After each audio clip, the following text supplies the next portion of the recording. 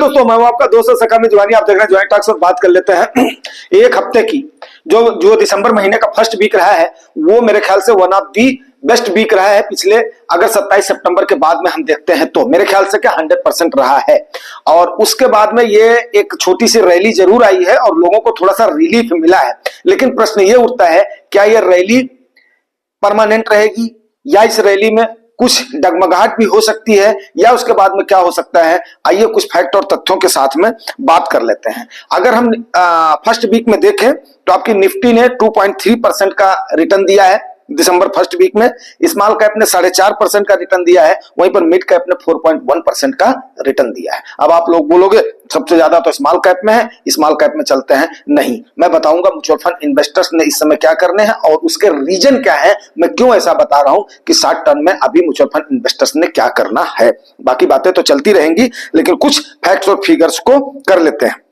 अच्छा, अब इसके जो मार्केट में ये एक टाइप की शॉर्ट रैली आई है या शॉर्ट जो है कवरिंग आई है, वो एक तो एफआईआईज की बाइंग रही है, दूसरा रीजन रहा है आरबीआई द्वारा सीआरआर कट, और तीसरा रीजन रहा है गवर्नमेंट द्वारा कैपेक्स के एक्सपेंडिचर को बूस्ट मिलना।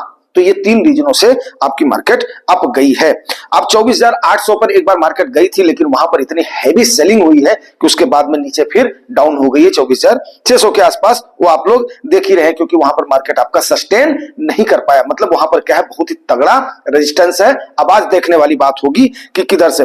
वैसे आपको एक बात बता दूं, 200 डेज के लो के बाद में आपकी मार्केट उसके बाद में अप हुई है। अप होकर के 24,800 तक इसने वहां तक मतलब कोशिश किया है जाने की। तो मतलब यहां से बाउंस बैक जो था, जो वहां का सपोर्ट था, वो काफी तगड़ा सपोर्ट था, ऐसा साबित हुआ है। ठीक है ना। अब उसके बाद में इस समय हमने करना क्या है। इस समय हमने देखो दोस्तों वेट एंड वॉच की, तो मैं आपको बहुत पहले से बता रहा हूं वेट एंड वॉच की रणनीति आपको अपनानी है। क्योंकि जब वहां से मार्केट ने बाउंस बैक किया था, उसी समय से मैंने किसी को भी कॉल नहीं दिया है कि भाई मेरे अभी आप इन्वेस्ट करो या निवेश करो लमसम के रूप में, खास करके क्योंकि हम बात करते हैं म्यूचुअल फंड्स की। ठीक है ना। उसके बाद में अगर दोबारा नीचे की तरफ मार्केट आती है तो मेरे इस बात को नोट करिएगा, दोबारा नीचे की तरफ मार्केट आती है तो उसके बाद में जो 23,200 का लेवल है ना, वहां पे बहुत ही हैवी सेलिंग होगी और हो सकता है आपकी मार्केट नीचे जाए अगर नीचे की तरफ मूव होता है। क्योंकि डाउन ट्रेंड अप ट्रेंड दो ही ट्रेंड होते हैं मार्केट में। तो जिस प्रकार से 24,800 से वहां के बॉटम से जैसे होता है ना, छत है, छत के ऊपर से जब वहां से चोट लग करके नीचे आई है, तो कहीं ना कहीं इस पर भी ध्यान रखना। इसीलिए वेट एंड वॉच की मैं आपको सलाह दे रहा हूं। अब यहां पर एक मार्केट को ट्रिगर चाहिएगा। सबसे पहली बात बताओ, मार्केट को ट्रिगर चाहिएगा अगर ऊपर जाना है तो। अब इस ट्रिगर के लिए आपको सबसे पहली चीज तो यह करना होगा कि अपने जो भी दो ही आंकड़े आने हैं जो कि बहुत ही इंपॉर्टेंट आंकड़े होंगे, एक तो इंडिया की महंगाई का आंकड़ा, जो इन्फ्लेशन का, और दूसरा आपके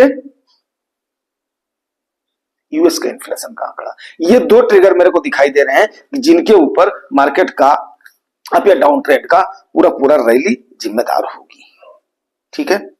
अब इसके बाद में आप ये देख लीजिए कि आपका जो डेब्ट टू जीडीपी है ना, ये आपका जो डेब्ट टू जीडीपी है, ये लॉन्ग टर्म में क्या, ये आपका एक्चुअली जो है ना, एक सीआईआई करके एक होती है जो इंडस्ट्रिस्ट जो मांग करते हैं, वो मांग कर रहे हैं कि अभी जो है ना, आप इसको जो डेब्ट टू रेशियो है, इसको लॉन्ग टर्म में 10 साल से 25 साल तक में आप इसको 40% का लाइए।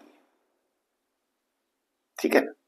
अब आरबीआई ने लॉन्ग टर्म में जो आपकी महंगाई का आंकड़ा किया, अब महंगाई किसके ऊपर जो है डिपेंड कर रही, बहुत कुछ डिपेंड करती है इन आंकड़ों पर। लेकिन उससे पहले मैं बता दूं कि 4.8% का आरबीआई ने अनुमान लगाया है कि नेक्स्ट एफवाई में 4.8% हमारी महंगाई रह सकती है। वहीं पर सीआईआई की मांग है कि गवर्नमेंट से कि 2025 में इसको आप करिए 4.5% का एक फ्लैट करिए कि हाँ यहां पर हो सकता है अप डाउन करके एवरेज जाएगी, क्योंकि उससे उनकी बस्टिंग पर इंडस्ट्रियल बजट पर काफी ज्यादा हो जाता है। अभी उनका कहना है कि हम उससे फिर एलोकेट नहीं कर पाते हैं। जब आप आंकड़ा हमें लोअर दे देते हो, हम उसके अनुसार कैलकुलेट करते हैं, बाद में जब आंकड़ा हायर हो जाता है तो वहां पर हमारा डगमगा जाता है। 26 में आप 4.9 का दीजिए। अब देखते हैं इस पर गवर्नमेंट क्या संज्ञान लेती है, ये उनकी बात है। वैसे अगर एक चीज और आप देखें तो जो उनकी मांग है, वो मांग है उनकी, ठीक है ना, पूरे इंडस्ट्रीज की मैं मतलब जो है वो कर रहा हूं, बात कर रहा हूं कि लॉन्ग टर्म का जो आपका डेप्ट टू जीडीपी है ना, जीडीपी के ऊपर जो आप लोन लेते हैं वो आप 10 से जो 25 सालों में 40% का अनुमान अनुमान मतलब जो है इसको आप लक्ष्य रखिए कि आपको मतलब जो है यहां के आसपास आप लाइए डेप्ट टू जीडीपी को, और वहीं पर ही 60 टर्म में 2030 तक आप इसको 50% के आसपास लाने की कोशिश करिए। वैसे हम इसको देख लेते हैं पिछले आंकड़ों से, क्या ये पॉसिबल है कि नहीं है। इसी बात पर तो मैं बोलता हूं कि हमारी सरकार द बेस्ट काम कर रही है, वन ऑफ द बेस्ट काम कर रही है और ये कोशिश कर रही है। अब इसी वजह से क्या है कि हमारे रुपीज की वैल्यू डिपेंड करती है, हमारी महंगाई का आंकड़ा डिपेंड करता है, हमारा जो है क्या नाम है, कंपनियों की हमारी ग्रोथ डिपेंड करती है, जो उनका जो है आंकड़ा आया है, जो प्रोडक्शन वगैरह खराब है, बहुत कुछ इस पर डिपेंड करता है। क्योंकि सरकार इस पर लेकर के फिर उसके बाद में कितना चुकाती है, क्या करती है, वो सारी चीजें आप लोग जानते हैं। अभी उनको करूंगा तो थोड़ा सा बड़ा हो जाएगा वीडियो, ठीक है। मैं इसको आज 60 में क्लोज करना चाह रहा हूं। 2006 में डेप्ट अगेंस्ट जीडीपी था 2010 में 66% था, जो कि ठीक ठाक था। 2018 में ये हो गया 70%, 2022 में ये हो गया 81% और 2024 में हो गया ये 83.14%। तो ये आंकड़े हैं और ऑथेंटिकेटेड आंकड़े हैं। तो अब इसके लेकिन ये है कि FY25 में ऐसा अनुमान लगाया जा रहा है 82.3% हो जाएगा। तो ये डे बाय डे डेप्ट हमारा इंक्रीज हुआ है, इसमें कोई भी दो राय नहीं है, ठीक है ना। अब सबसे बड़ी बात क्या हो रही है, मार्केट में जो ट्रिगर आया, मैं दूसरे उसकी बात कर दूं, FIH की CR की कट, तो उससे यह अनुमान लगाया जा रहा है कि 1,13,000 करोड़ रुपया उससे आएगा, मार्केट में लिक्विडिटी बढ़ेगी। लेकिन अगर हम एक निगाह डालें, बड़ा चौंकाने वाला आंकड़ा है, और इस पर अगर आप देखते हैं 2015 से लेकर के 2023 तक, जबकि ये सरकार सॉफ्ट लोन देने के लिए जानी जाती है कि ताकि लोगों को मिल सके, लोग उस पर काम कर सके, लेकिन नतीजा ये हुआ कि लोग उसको, दो ही लोन होते हैं, एक होता है बैड लोन होता है और एक होता है जिसके आगे आप अगेंस्ट मोर्गेज वगैरह रखते हो। और मैं जो कल वाले वीडियो में बताया था, बैड लोन को अवॉइड करने की कोशिश करो। लेकिन अभी उससे क्या हुआ है, अब उन्होंने अब डिफॉल्ट किया कि नहीं किया, वो या वो हड़प गए, मैं नहीं कह सकता हूं। लोग जो बोलते हैं ना कि बड़े बड़े इंडस्ट्री लेकर के चले जाते हैं, ये चले जाते हैं, वो चले जाते हैं। अब बैड लोन किसको दिया गया है, डिफरेंट बैंकों का जो आंकड़ा है वो मैं आपको बता रहा हूं कि जो राइट ऑफ किया गया बैंकों के द्वारा, अभी सरकार के ऊपर एक टाइप का बर्डन ही तो पड़ता है, सरकार के ऊपर क्या, हमारे ऊपर एक टाइप का बोझ ही तो पड़ता है। 10,42,000 करोड़ रुपए बेबाफ करना पड़ा है, राइट ऑफ करना पड़ा है बैंकों के द्वारा।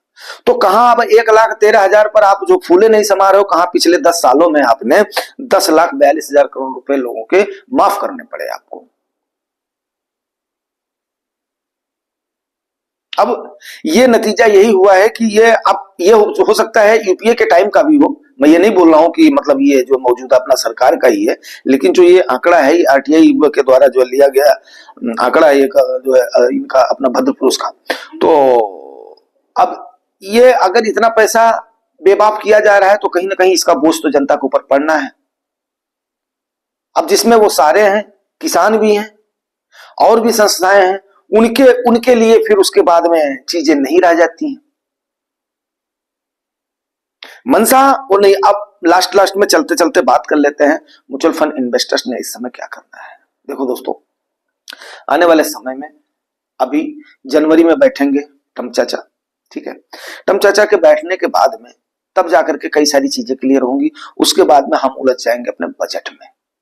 बजट का क्या होगा, तो मान करके चलिए कि आने वाला जो 3 से 4 महीना है ये काफी क्रूशियल हो सकता है। अब मार्केट में क्या होगा ये नहीं कह सकते हैं, लेकिन हम एक अनुमान ही लगा सकते हैं डिफरेंट इस पे। अब इस समय जैसे मान लिया, बहुत लोग बोलते हैं भाई मेरे को तो इन्वेस्ट करना ही करना है, मेरे पास पैसा है तो मैं वेट नहीं करूंगा। क्यों? क्योंकि मेरे से खर्च हो जाएगा, मेरे से ये हो जाएगा। तो अब ऐसे समय पर म्यूचुअल फंड इन्वेस्टर्स जो क्या करें, उनके लिए भी तो कुछ ना कुछ सलाह देना पड़ेगा। वेट एंड वॉच की संग। अब इसीलिए हमने शाम वाले में बहुत सारी 2025 की बातों को बोला था कि यार आप इनको कंट्रोल करें, लेकिन बहुत सारे लोग ऐसे होते हैं जो कि कंट्रोल नहीं कर पाते हैं। हालांकि उनमें समय भी होंगे, नहीं कंट्रोल हो पाता है। अनाप शनाप जो है खर्चे मतलब जो एक्चुअली हो जाते हैं, कोई इसमें दो राय नहीं, कोई भी नहीं रोक पाता है भाई। अगर उसको आपने वो नहीं किया तो मतलब जो है नहीं रोक पाते हैं हम।